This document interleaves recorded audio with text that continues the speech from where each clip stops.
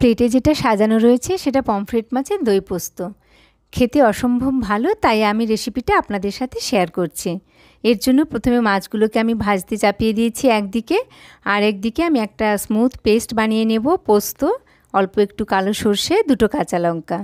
এদিকে আমি কড়াইয়ের মধ্যে তেল দিলাম, তেলটা গরম হতে কালো জিরে আর কাঁচা লঙ্কার ফোড়ন দেব। আর একদিকে কিন্তু মাছটা আমার ভাজা চলছে।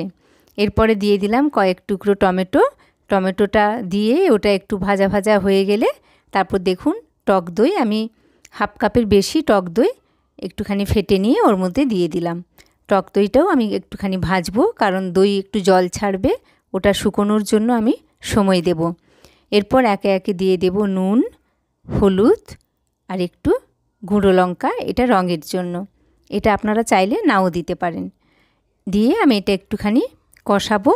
তারপর যখন এটা শুকনো শুকনো হয়ে যাবে, এর মধ্যে মিশিয়ে দেব ওই পেস্ট, বড় 2 চামচ একদম ভর্তি ভর্তি আমি সর্ষে পোস্তর পেস্ট দিয়ে দিলাম। সর্ষে অল্পই দিয়েছি শুধু ফ্লেভারের জন্য, আর এর মূল উপাদান কিন্তু পোস্ত আর টক দই। এই যে জলটা দিলাম এটা ঈষৎ উষ্ণ জল ছিল, জলটা ফুটে উঠতে দেব। তারপর মাছগুলো আমি ওর মধ্যে দিয়ে দেব।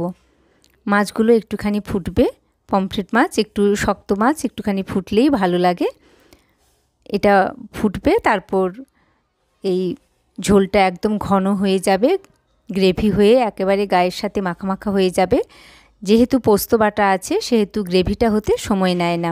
ওপর থেকে ধনেপাতা কুচি ছড়িয়ে সার্ভ করব গরম গরম পমফ্রেট মাছের দই পোস্ত।